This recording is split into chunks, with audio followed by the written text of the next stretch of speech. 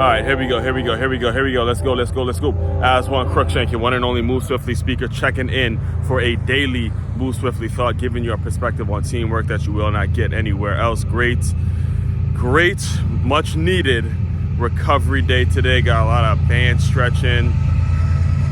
Probably come back a little later. Get on the massage bed, get on the deep massage chair and all that kind of stuff. Hold on, let me let this train go by.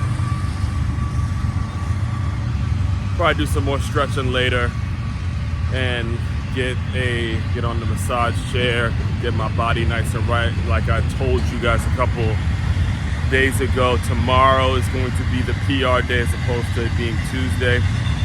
Going for the big 20, baby. Going for that big 20. So I'm kind of in game mode right now, locking in, figuring out, just making sure my body's hydrated, making sure my body's ready to go. Because in less than 24 hours, got to get that 20-miler in. I'm less than a month from the full marathon, and I'm really, getting laser-like focused, which is the power in having goals and having things, major things that you want to be doing tomorrow. Major things that you want to be doing tomorrow. Not the major things that you did yesterday, but the major things you want to be doing tomorrow. So make sure you have those in place, all right? So today's Move Swiftly thought. I just finished, like literally as I was stretching, I was listening to the audible version of Minka Kelly's book titled Tell Me Everything. And like most folks, I would assume most folks know Minka Kelly, who are huge, like me, right? Huge fans of the show Friday Night Lights. She played the star cheerleader on Friday Night Lights named Lila Garrity, and she's getting hot. Like, I mean, easily one of the finest women that you will ever meet. Pretty as hell, just fucking hot, beautiful, absolutely beautiful. And I've been wanting to read that book for read it. I've been wanting to get to know more of her story as I've grown up.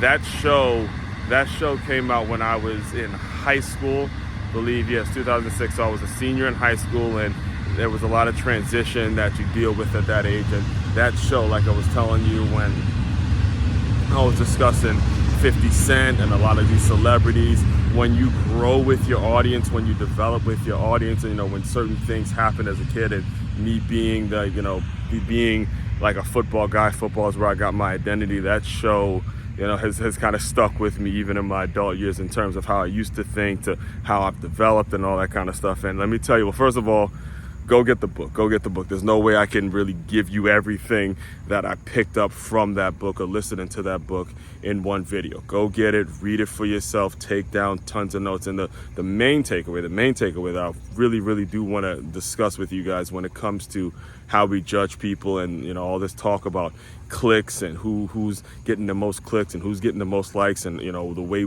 way we simply judge people based on what we see on the outside, the physical appearance. You got to understand, folks have so much more substance than that. In this book, she talked about how she had, because of her physical attraction, or because of what people actually saw on the show, they considered her to be this spoiled, rich white girl whose daddy provided everything.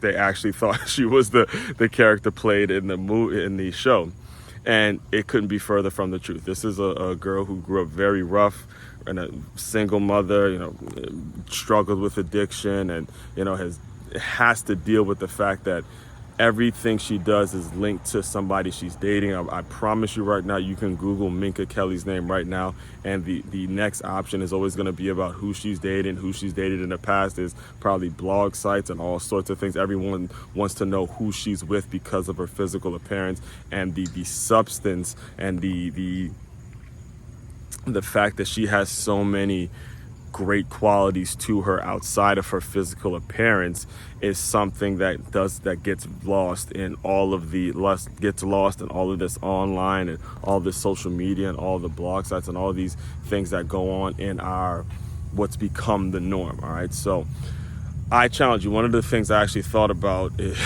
while reading it, while listening to it, I thought about Stephen A. Smith. I thought about not only Stephen A. Smith's book, straight shooter, but I've thought about a lot of these famous folks that we look up to and we put on a pedestal, and we make it so they're not human. And the main message today is make sure we stop doing that. Make sure we stop with this mentality of putting folks on a pedestal just because they're famous, just because they have quote unquote prestige.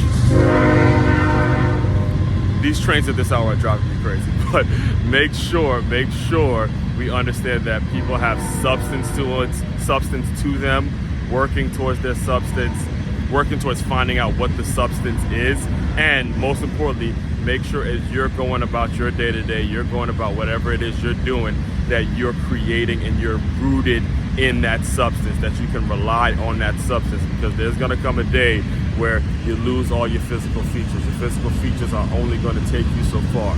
The things that are going to carry you on in the rest of your life, and the important decisions and the responsibilities that you have to the people to your own life, to the responsibilities that you have in life, are going to be rooted in the substance that you bring from the mental standpoint, not from whatever you may or may not be able to offer from a physical standpoint, all right, from a momentary standpoint. Those things are face value. They're not rooted in anything real, all right?